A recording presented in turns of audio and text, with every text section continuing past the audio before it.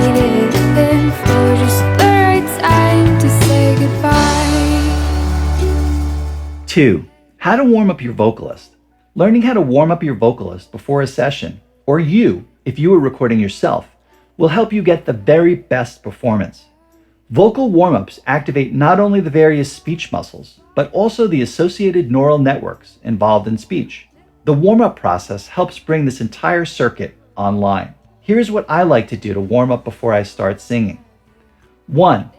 Activate your diaphragm by slowly chanting ha 10 times. Ha, ha, ha, ha.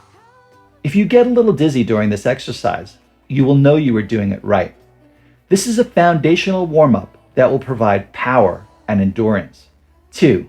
Being mindful of your diaphragm, take a breath, push your belly out, lick your lips, and begin exhaling slowly while buzzing the air out between your lips.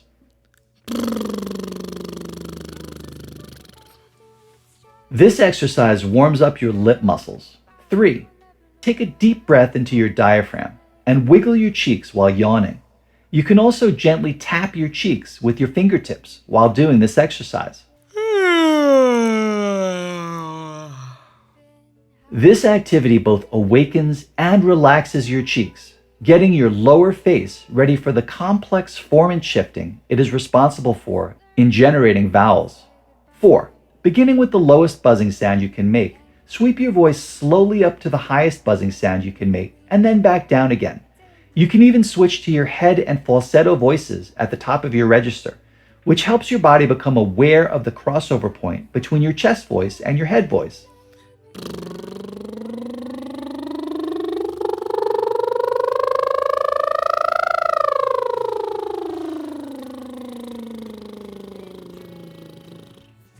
Now try the same exercise, but switching to an ah sound instead of buzzing.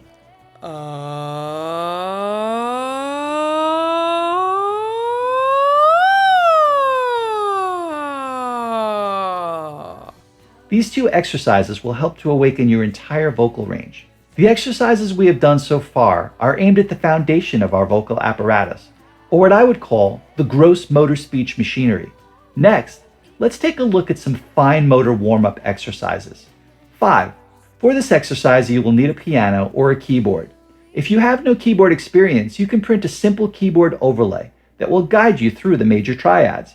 My favorite is available for free at Little Kids Rock. They call them jam cards. For men, you can begin the exercise by playing a triad with a root of G below middle C.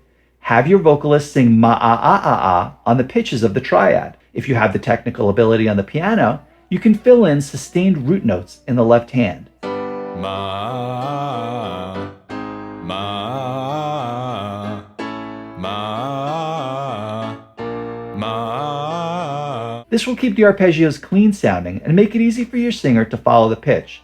The goal will be to move up the keyboard chromatically until you reach the highest chord that the singer can comfortably arpeggiate. Then go back down chromatically to the lowest comfortable note in your singer's range. For a bass, this can be as low as D or C sharp, almost 2 full octaves below middle C. You can follow these same steps for female singers. Since female singers have a higher register, a simple starting point that works for most female vocalists is to begin a 4th higher than a male vocalist. So for example, instead of starting at G below middle C, start your triads with a root of middle C and a sustained octave of C's in your left hand, like this.